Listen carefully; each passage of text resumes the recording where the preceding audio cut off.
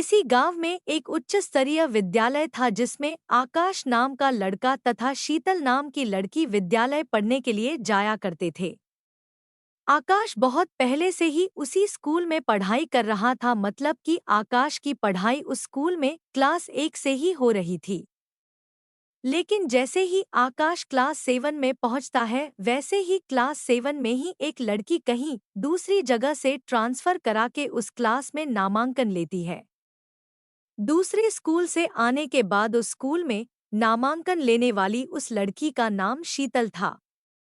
दूसरे स्कूल से आने के बावजूद भी वह बहुत ज्यादा पढ़ने लिखने में तेज थी। शीतल के आते ही सभी लोगों से जान पहचान होने लगी थी। उस समय स्कूल में सबसे ज्यादा अच्छा कैरियर वाला लड़का आकाश ही था। क्लास में हमेशा टॉप किया करता था। जैसे ही सर किसी भी काम को करने के लिए कहते थे तो सबसे पहले आकाश को ही आवाज दिया करते थे। सर स्कूल का कोई भी काम को करने के लिए सबसे पहले आकाश को ही बुलाया करते थे और कोई भी काम के लिए भेजा करते थे। इस कारण से सभी लोग आकाश से अच्छी तरह से बातचीत किया करते थे, क्योंकि क्लास में टॉप होने के बावजूद वह सर से अच्छी पहचान रखता था। जैसे जैसे शीतल उसके बाद में पुरानी होती गई, वैसे वैसे ही उसकी दोस्ती आकाश के साथ होने लगी थी। आकाश आगे की सीट में बैठा करता था और शीतल भी पढ़ने लिखने में काफी ज्यादा होशियार होने के कारण वह भी आगे बैठा करती थी। अब तो हर समय टीचर क्लास में होते हुए भी दोनों एक दूसरे से बातें किया करते थे पढ़ाई के बारे में। धीरे धीरे उनकी मित्रता बहुत ज्यादा हो गई और वो एक दूसरे से बात किए बिना नहीं रह पाते थे।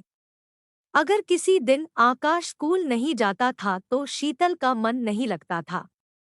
अगर किसी दिन शीतल स्कूल न जाए तो आकाश का मन नहीं लगता था।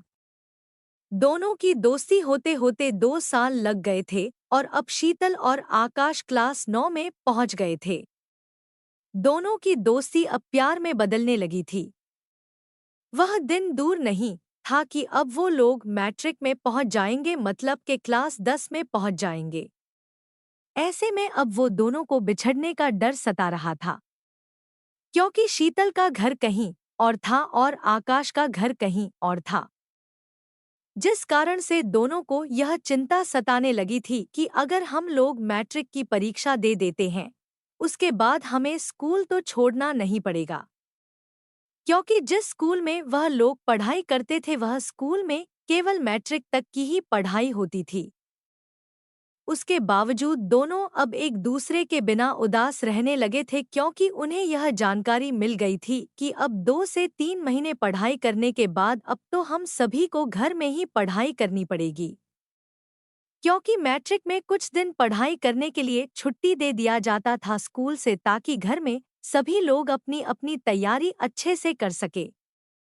ऐसे में उन दोनों की तैयारी को लेकर उनके सर हमेशा बोलते थे कि तुम बहुत ज्यादा बात करने लगे हो, तुम्हारी पढ़ाई में अब मन नहीं लगने लगा है। स्कूल टीचर कहने पर अब दोनों एक दूसरे से अलग होने की सोच ही रहे थे।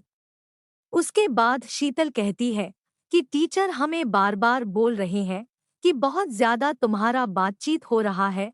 अगर इसी तरह से चलता रहा तो आगे मैट्रिक का रिजल्ट तुम दोनों का खराब हो जाएगा। उसके बाद आकाश कहता है कि हमें कुछ दिनों के लिए अलग रहना होगा बिना बातचीत किए, जब तक मैट्रिक एग्जाम ना हो जाए।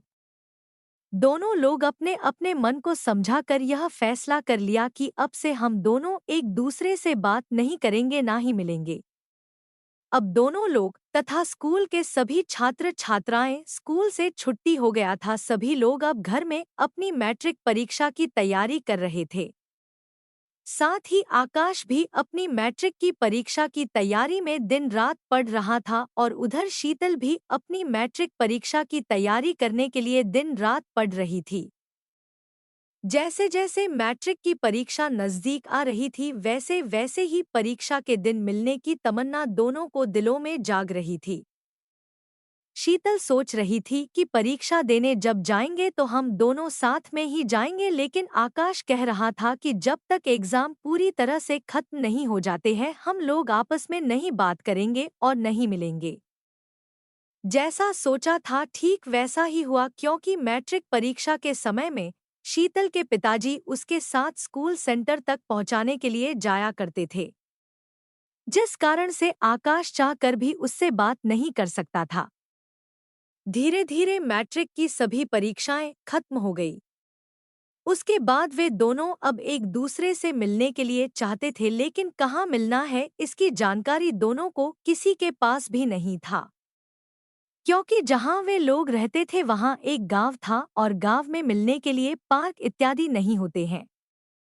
साथ ही गांव के लोगों में इतना ज्यादा कठोर नियम और एकता होती है कि वो लोग कभी भी एक दूसरे को मिलते हुए नहीं देख सकते हैं, क्योंकि गांव में ऐसा नियम नहीं चलता है। सभी लोग अपने कायदे में रहते हैं और सभी लोग अपने बेटे बेटियों को नियम के अनुसार चलने पर फोर्स करते हैं।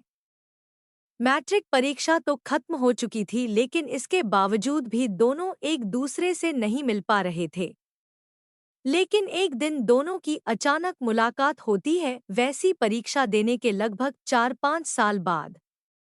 जैसे ही दोनों की मुलाकात होती है, वैसे ही शीतल के मन में बहुत ज्यादा खुशी होती है कि अब तो उसका प्यार उसे मिल गया। लेकिन जब शीतल आकाश से मिलती है तो उसकी खुशी पूरी तरह से खत्म हो जाती है, क्योंकि जब आकाश शीतल से मिलता है तो कहता है कि मैं तुम्हें अपनी शादी के कार्ड देने आया हूँ। मेरी शादी 1 हफ्ते बाद है, तुम जरूर मेरी शादी में आना। इतना सुनते ही शीतल आकाश की शादी का कार्ड लेकर अपने घर की तरफ चल पड़ती है। जब वह घर जाती है तो वह रात के अंधेरे में रात भर रोती है, क्योंकि शीतल हमेशा से ही आकाश के इंतजार में जीवन व्यतीत कर रही थी कि किसी न किसी कारण से उसकी मुलाकात होगी और दोनों में बातचीत होगी। फिर उसके बाद आकाश सोचता है कि अब हम दोनों एक दूसरे से शादी करेंगे। लेकिन किस्मत को कुछ और ही मंजूर था। जब आकाश शीतल से मिलता है तो वह डायरेक्ट अपनी शादी के कार्ड देने के लिए मिलता है। आकाश की शादी नहीं हुई और वह शादी के दिन शीतल के आने का इंतजार कर रहा था, लेकिन शीतल की तरफ से ना ही कोई मैसेज आया और ना ही कोई मेल। शादी के दूसरे दिन, मतलब किसी दिन शादी पूरा होने वाली थी, उस दिन एक गिफ्ट का डब्बा किसी के द्वारा आकाश को मिलता है। आकाश गिफ्ट के डब्बे को देखकर बहुत खुश हो जाता है, क्योंकि उस पर जो शीतल का नाम लिखा हुआ था। वह उस डिब्बे को खोलने के लिए पूरी तरह से बेताब था, क्योंकि उसकी पसंद की लड़की, मतलब कि जिससे वह बचपन में प्यार करता था, उसका गिफ्ट आया था उसके लिए। आकाश को विश्वास नहीं हो रहा था। जैसे ही आकाश उस डब्बे को खोलता है तो देखता है कि उसमें एक छोटा सा मनुष्य का दिल रखा हुआ है, जिसमें से खून टपक रहा है। साथ ही वहां एक चिट्ठी लिखी पड़ी हुई थी, जिसमें लिखा हुआ था, तुम शादी तो कर रहे हो लेकिन अपना दिल ले जाना भूल गए हो, या लो मेरा दिल अपने पास रखो, क्योंकि तुम्हारे बिना मेरी जिंदगी का कोई मकसद ही नहीं है।